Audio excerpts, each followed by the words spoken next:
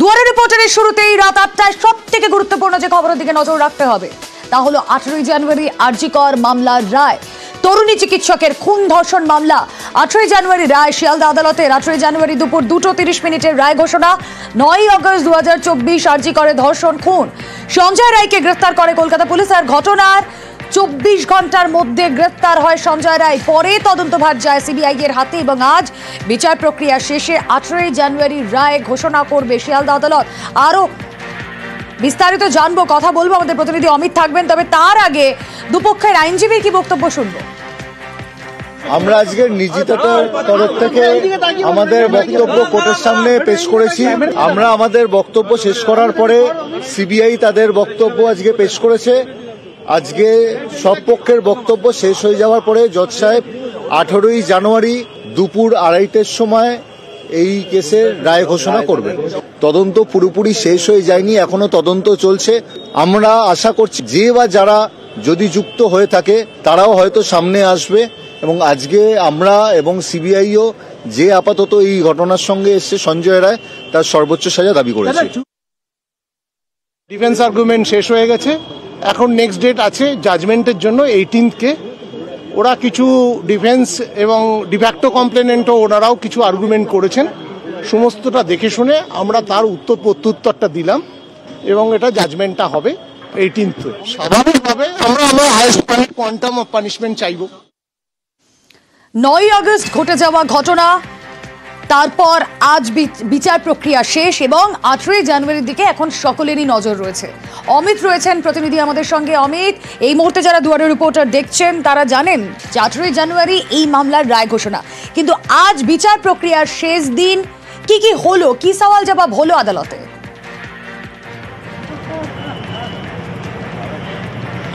দেখো, পুরো সওয়াল জবাব হয়েছে রুদ্ধদ্বার কক্ষে। অর্থাৎ আমরা দেখেছি যে গত ২ মাস ধরে যে বিচার পর্ব বা বিচার প্রক্রিয়া চলেছে, এমনকি ৫১ জন সাক্ষীর সাক্ষ্য গ্রহণ হয়েছে, পুরোটাই হয়েছে রুদ্ধদ্বার কক্ষে বা আদালতের নির্দেশ মোতাবেক ইন ক্যামেরা। সেক্ষেত্রে আজকে ডিফ্যাক্টো অর্থাৎ নির্যাতিতের পরিবারের তরফে বেশ কিছু বক্তব্য আদালতের কাছে পেশ করা হয় এবং একই সঙ্গে সর্বোচ্চ সাজার তারা আবেদন করেন। অন্যদিকে গত ২ দিন ধরে ডিফেন্স অর্থাৎ সঞ্জয় রায়ের পক্ষে যারা আইনজীবী ছিলেন তারা আদালতের কাছে তাদের বক্তব্য পেশ করেছিলেন। তার রিপ্লাই হিসেবে সিবিআই আজকে তাদের বক্তব্য রাখেন আদালতের কাছে এবং তারাও আমরা দেখেছি যেদিন সিবিআই তাদের তরফে একদম ক্লোজার যেদিন তাদের সওয়াল জবাব শেষ করেছিলেন বিচার পর্বের, সেদিনও কিন্তু তারা সর্বোচ্চ সাজার আবেদন রেখেছিলেন আদালতের কাছে এবং আজকেও একইভাবে সর্বোচ্চ সাজার কিন্তু আবেদন করা হয়েছে সিবিআইয়ের তরফে আদালতের কাছে। এবং দু তরফের সওয়াল জবাব শেষ হওয়ার পর আজকে আইনজীবীরা যখন আদালত কক্ষ থেকে বেরিয়ে আসেন তারা জানান যে বিচারক এই আরজিকর ধর্ষণ ও খুনের ঘটনার রায়দান করতে চলেছেন ১৮ তারিখ বেলা ২:৩০ নাগাদ। আমরা দেখেছি যে ৯ আগস্ট ঘটনার পর থেকে যেভাবে দোষীর শাস্তি চেয়ে আমরা দেখেছি বিভিন্ন আন্দোলন সংগঠিত হয়েছে, আন্দোলন হয়েছে। আমরা দেখেছি নির্যাতিতার পরিবার সর্বোচ্চ সাজা দাবি করেছে। এমনকি ঘটনার ৩ দিনের মাথায় যখন মুখ্যমন্ত্রী মমতা বন্দ্যোপাধ্যায় নির্যাতিতার পরিবারের সঙ্গে দেখা করতে গিয়েছিলেন বাড়িতে, সেদিনও তিনি বলেছিলেন যে কলকাতা পুলিশ তদন্ত করছে এবং সর্বোচ্চ সাজা যাতে হয়, সর্বোচ্চ সাজারও তিনি কিন্তু দাবি করেছিলেন এবং পরবর্তী সময় তদন্তভার সিবিআইয়ের কাছে যায়। ঘটনার ৫৮ দিনের মাথায় সিবিআইয়ের তরফে আমরা দেখেছি ৭ অক্টোবর ২০২৪ চার্জশিট দেওয়া হয়েছিল। ধর্ষণ, খুন এবং ধর্ষণজনিত কারণে মৃত্যু, এই ৩টি ধারাতে চার্জশিট দেওয়া হয়েছিল। ৪ অক্টোবর আমরা দেখেছি যে এই ৩টি ধারাতেই সঞ্জয় রায়ের বিরুদ্ধে চার্জ গঠন করা হয় এবং ১১ই নভেম্বর থেকে টানা ছুটির দিন বাদে বলা যেতে পারে যে প্রতিদিনই বিচার পর্ব কিন্তু চলেছে শিয়ালদা আদালতে এবং ৫১ জন সাক্ষীকে আদালতের সামনে নিয়ে আসা হয়েছিল সিবিআইয়ের তরফে। তাদের সাক্ষ্য গ্রহণ হয়েছে আদালতের কাছে। যথেষ্ট তথ্য প্রমাণ তারা তদন্ত করতে গিয়ে যা যা পেয়েছেন সঞ্জয় রায়ের বিরুদ্ধে সেই সমস্ত আদালতের সামনে তারা রাখেন। এমনকি যে সমস্ত কেন্দ্রীয় ফরেন্সিক ল্যাবের যে রিপোর্ট, ডিএনএ রিপোর্ট, সমস্ত কিছু আদালতের কাছে জমা দেওয়া হয়েছে ইতিমধ্যেই। এবং ২ মাস ধরে চলা এই বিচার পর্ব আজকে শেষ হলো এবং ১৮ তারিখ বেলা ২:৩০ নাগাদ রায়দান দিতে চলেছে এই আরজিকর ধর্ষণ মামলার ক্ষেত্রে। সেক্ষেত্রে এখন দেখার ১৮ তারিখের দিকেই সকলের নজর যে শিয়ালদা আদালত কি সাজা ঘোষণা করছে অভিযুক্ত সঞ্জয় রায়ের বিরুদ্ধে। বেশ, নির্যাতিতার বাবা মা তাদের কি বক্তব্য শুনবো। পুলিশ ৫ দিনে যা করেছিল আমার মনে হয় সিবিআই ৫ মাসে সেটা করে সঞ্জয়কে একা সাজা ঘোষণা করলো। আমরা এটাতে সন্তুষ্ট নয় বলে সাপ্লিমেন্টারি চার্জশিট আসবে, কিন্তু আমরা ফার্দার ইনভেস্টিগেশনের জন্য হাইকোর্টে মামলা করেছি। আমরা মনে করি সঞ্জয় দোষী, বাট একা ওর পক্ষে আমার মেয়েকে মেরে ফেলা সম্ভব না। আমি মনে করি হসপিটালের কেউ ইনভলভ, তারা সবাই সামনে আসবে, প্রকৃত তথ্য সামনে আসবে। সবাই যখন সাজা পাবে তখন আমার মেয়ে এবং আমার আত্মার শান্তি পাবে। বারবার সবাইকে কথাটা ইউজ করছেন, আপনারা কি কাউকে সাসপেক্ট বা এরকম? ওই দিন রাত্রিবেলা যারা আমার মেয়ের সঙ্গে ছিল তাদের আমরা প্রচন্ড ভাবে সাসপেক্ট করছি। মানে ওই 4 জন ডাক্তার? হ্যাঁ, অবশ্যই। ডিএনএ রিপোর্ট তো পাওয়াই গেছে, তথ্য প্রমাণ দেখেছেন আপনারা, কোনো মহিলার উপস্থিতি আছে। এবং এই ঘটনার পর আমরা দেখেছি কলকাতার রাজপথে আন্দোলন তীব্র থেকে তীব্রতর হয়। যারা সেই আন্দোলনের পুরোধায় ছিলেন অর্থাৎ জুনিয়র চিকিৎসকরা, তারা এই যেদিন 18 জানুয়ারি রায় ঘোষণা হবে তার আগে বিচার প্রক্রিয়া শেষ, তারা কি বলছে শুনবো। দেখুন, এখানে তো যে রায়দান হবে সেখানে তো বারবার এখন প্রাথমিক যে চার্জশিট তার ভিত্তিতে রায়দান হবে। যে জিনিসটা নিয়ে আমরা বারবার বলছি যে প্রাথমিক চার্জশিটে তারা একজনকেই দোষী সাব্যস্ত করেছে যতদূর আমরা জানি, কিন্তু তাহলে এত যে ধোঁয়াশা রয়েছে সেটা সিএফএসএল রিপোর্ট নিয়ে, ডিএনএ রিপোর্ট নিয়ে, সেই প্রশ্নগুলোর ব্যাখ্যা কি সেটা আমরা জানতে চাই। তথ্য প্রমাণ লোপাটের জন্য যে দুজনকে গ্রেপ্তার করা হয়েছিল তাদের বিরুদ্ধে কবে চার্জশিট হবে, সেই ট্রায়াল কবে হবে? কেননা একটা খুন ধর্ষণের ঘটনা সে যে ঘটাচ্ছে এবং যে তথ্য প্রমাণ লোপাট করছে সেটা তো একই রকমভাবে দোষী, তো সেই বিচার কি করে হবে? তো ফলত 18 তারিখ যাই রায়দান হোক তাতে আমাদের যে সহকর্মী সে বিচার পাবে এরকম কোনো আশা আমরা দেখছি না। আমাদের ন্যায় বিচারের দাবির ক্ষেত্রে অবস্থান একদম সুস্পষ্ট এবং পরিষ্কার। আমরা শুরুর দিন থেকে কথা বলে এসেছি যে এই 9 আগস্টের ঘটনাকে কেন্দ্র করে কতজন ব্যক্তি জড়িত, এক না একাধিক।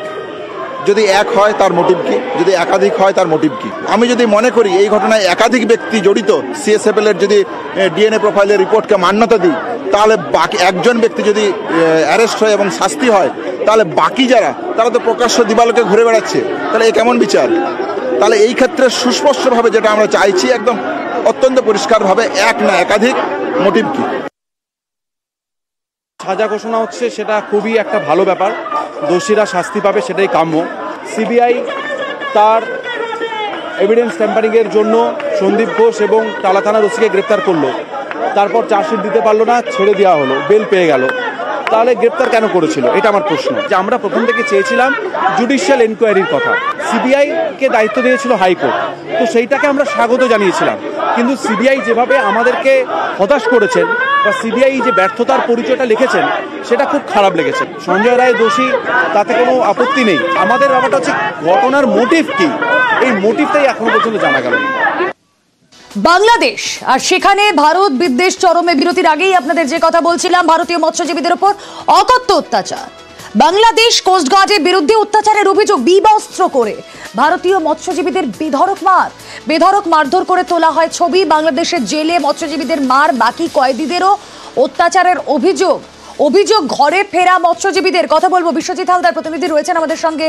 বিশ্বজিৎ, প্রথম দিনেই আমরা শুনলাম যেদিন তারা ঘরে ফিরেছেন যে তাদেরকে কোস্টগার্ড মেরেছিল, তাদের উপর জেলেও অত্যাচার হয়। কিসের জন্য? সংখ্যালঘু আক্রোশ?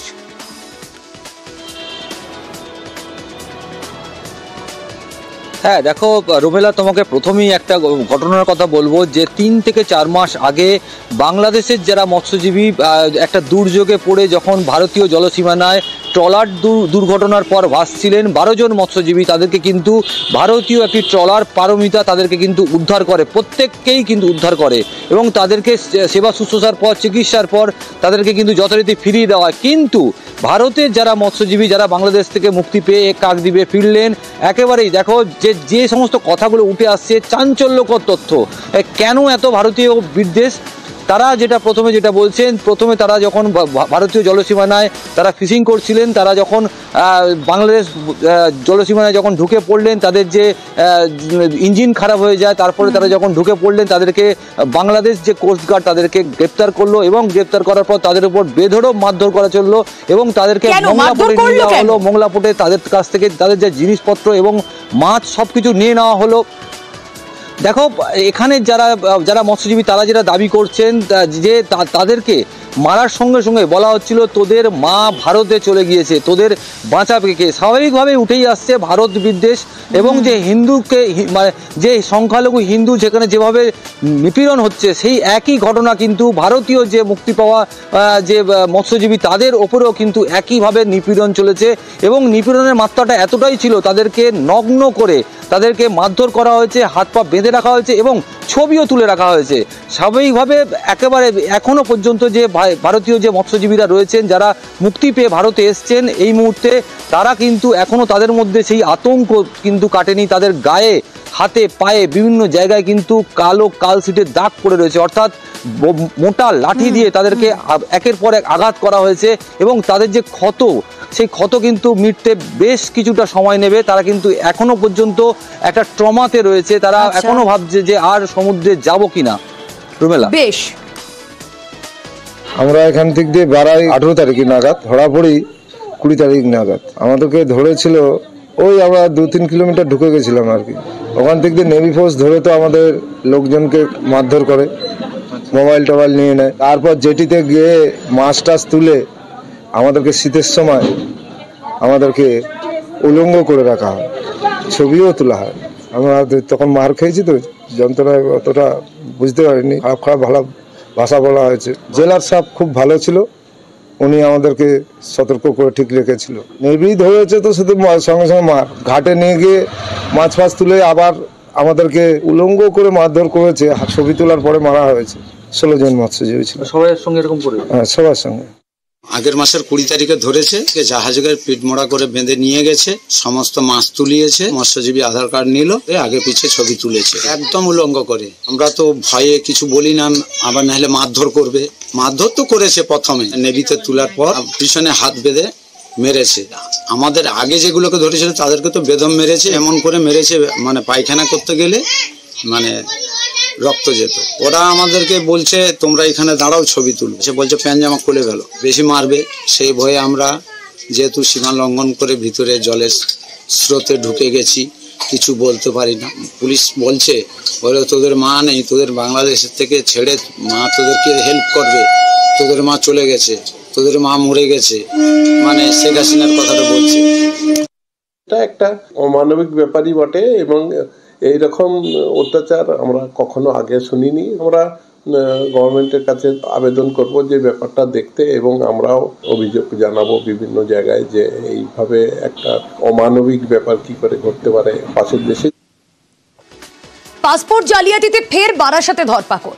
জাল নথি দিয়ে পাসপোর্ট তৈরির অভিযোগ আর গতকাল ধৃত সমীর দাসকে জেরা করে পুলিশের জালে আরো 2। তাদের কি পরিচয়, কিভাবে তারা এই পাসপোর্ট জালিয়াতির সঙ্গে যুক্ত, জানাবেন প্রতিনিধি জিয়াউল আলম রয়েছেন সঙ্গে। জিয়াউল, একদম দেখো, গতকালই কিন্তু আমরা সমীর দাস অর্থাৎ এই পাসপোর্ট কাণ্ডের মাথা অর্থাৎ সমরেশ বিশ্বাসের গ্রেপ্তারের পরেই কিন্তু তাকে জিজ্ঞাসাবাদের পরেই এই সমীর দাসের গ্রেপ্তার করে একেবারে বারাসাত থানা পুলিশ। এবং এই সমীর দাসের পরিচয় তিনি একজন পুলিশ কর্মীর বাবা, এবং এই আড়ালেই কিন্তু তিনি এই পাসপোর্ট জালিয়াতি অর্থাৎ আধার কার্ড, ভোটার কার্ড, তিনি এই ধরনের কাজ দীর্ঘদিন ধরে করে আসছেন। এবং তখন এরা নজরে আসে এবং তাকে গ্রেপ্তার করা, এবং তাকে এই সমীর দাসের জিজ্ঞাসাবাদের পরে কিন্তু আরো 2 জনকে ইতিমধ্যে বারাসাত থানা পুলিশ গ্রেপ্তার করে, কৌশিক মন্ডল এবং চন্দন চক্রবর্তী। মূলত এরা সার্ভার কাপে তুলে সেখানে বাংলাদেশি সহ একাধিক এলাকা যে সমস্ত ভুয়ো সার্টিফিকেট, ভুয়ো আধার কার্ড, ভুয়ো পাসপোর্ট এইগুলি কিন্তু তৈরি হতো, এমনটাও কিন্তু পুলিশ সূত্রে খবর পড়ে। আরো র্যাডারে কিন্তু আরো 7 থেকে 8 জন এই ধরনের সার্ভার কাপ, আরো কয়েকজন যুবক রয়েছেন এই ঘটনার সঙ্গে যুক্ত। অর্থাৎ মোটা টাকার বিনিময়ে বিভিন্ন অর্থাৎ আধার কার্ড, পাসপোর্ট সহ একাধিক কার্ড তৈরি করে দেওয়া হতো, এবং তাদের র্যাডারেও কিন্তু তদন্তকারীদের র্যাডারে কিন্তু তারা আছেন। ইতিমধ্যে কিন্তু 2 যুবককে গ্রেপ্তার করেছে, তাদের ইতিমধ্যেই পুলিশ নিয়ে গেছে। বন্ধু জানলাম কি কারণে নিয়ে গেছে সেটা আমি বলতে পারবো না, কি করছে না করছে আমি তো জানি, অনলাইনে কাজ করে এইটুকু আমরা জানি। 2-3 বছর ধরে কাজ করছে, একা না 2 বন্ধু মিলে করতো, বাপি আর ওই আধার কার্ডটা জানি অনলাইনে যা কাজ করতো যাবতীয় কাজ করতো, বিভিন্ন অনলাইনের কাজকর্ম করতো, তাতে ব্যাংকিং থেকে শুরু করে এমনকি পৌরসভার ট্যাক্স থেকে শুরু করে সব এই ধরনের কাজ করতো। ওর নামে কোনো অ্যালিগেশন আমার কাছে আসেনি বা কোনো অসৎ উপায় অবলম্বন করে কোনো কাজ করছে এই ধরনের কোনো ওর বিরুদ্ধে অভিযোগ আমি পাইনি। স্তম্ভিত হয়ে গেলাম শুনে যে এই ছেলেটাও নাকি ওই সব কাজের সাথে জড়িত। টোটাল 3টা জন অ্যারেস্ট হয়ে গেছে। ইনভেস্টিগেশন চলছে, আমি বল দেবো পরে। জাল পাসপোর্টে আরো পুলিশ যোগ, এবার গ্রেফতার পুলিশের হোমগার্ড। আগেই ধৃত প্রাক্তন এসআই, আপনারা জানেন, পুলিশ কর্মীর বাবা। চন্দননগর পুলিশের জালে হোমগার্ড সহ 3 জন মোহাম্মদ ইমরান নামে হোমগার্ড গ্রেফতার। সোমনাথ প্রতিনিধি আরো বিস্তারিত জানাতে পারবেন। সোমনাথ,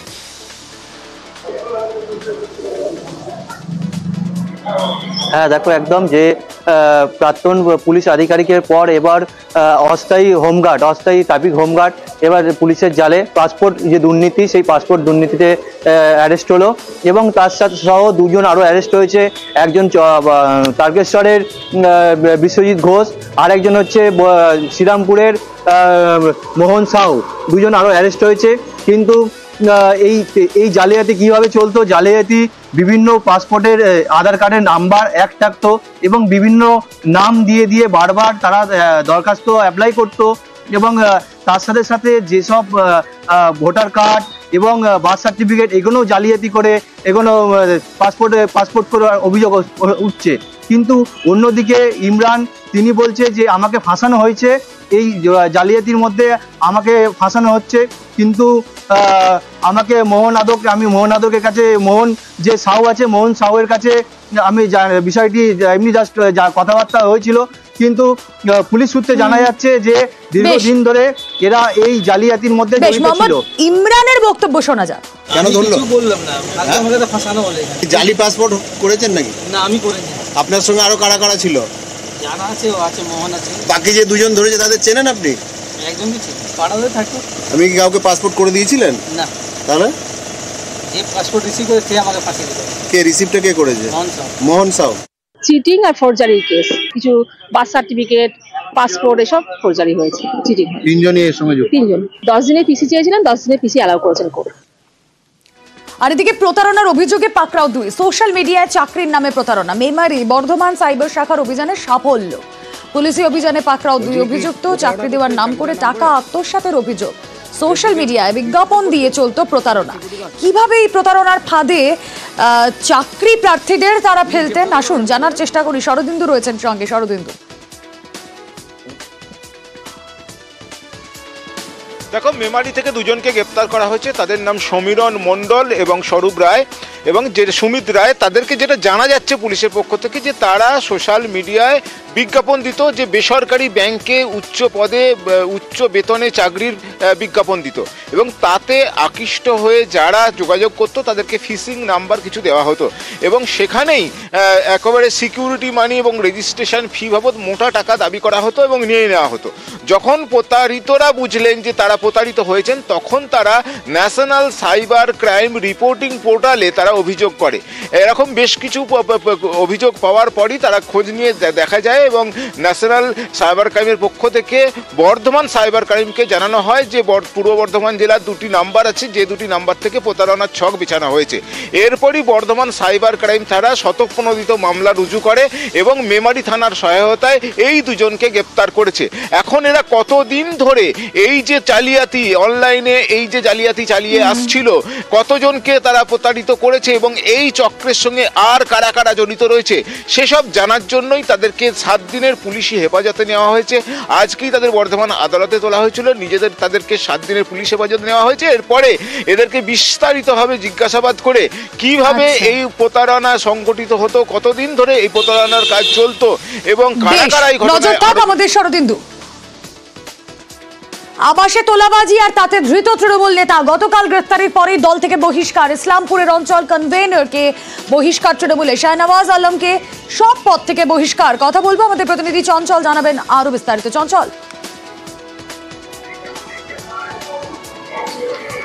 তোমাকে জানিয়ে রাখি যে ইসলামপুর ব্লকের মাটিগুন্ডা 1 নম্বর গ্রাম পঞ্চায়েতের অঞ্চল কনভেনর শাহনওয়াজ আলমের বিরুদ্ধে আবাসের যে টাকা যে ঢুকেছে বেনিফিশিয়ারিদের অ্যাকাউন্টে, সেই টাকা তোলাবাজি করার অভিযোগ উঠেছে এবং সেই অভিযোগ সামনে আসতে কিন্তু রীতিমতো দলের অন্দরেই কিন্তু শুরু হয়ে গেছে। তবে এই বিষয় নিয়ে ইসলামপুর থানায় একটি অভিযোগ জমা পড়ে এবং সেই অভিযোগের ভিত্তিতে শাহনওয়াজ আলমকে গতকালই কিন্তু ইসলামপুর থেকে গ্রেপ্তার করা হয়। এরপরে আজকে ওই শাহনওয়াজ আলমকে ইসলামপুর মহকুমা আদালতে তোলা হয়েছে। তবে গোটা ঘটনা নিয়ে কিন্তু তৃণমূলের নেতৃত্বরা তারা জানিয়েছেন যে শাহনওয়াজ আলমের এই কৃতিতে কিন্তু তার দল থেকে দলের সমস্ত পদ থেকে কিন্তু বহিষ্কার করা হচ্ছে, এমনটা কিন্তু তৃণমূল সূত্রে জানা গেছে। তবে আজকে ইসলামপুর মহকুমা আদালতে তোলার পরে অভিযুক্ত শাহনওয়াজ আলমকে 14 তারিখ পর্যন্ত জেল হেফাজতে নির্দেশ দিয়েছে ইসলামপুর মহকুমা আদালত বলে পুলিশ সূত্রে জানা গেছে।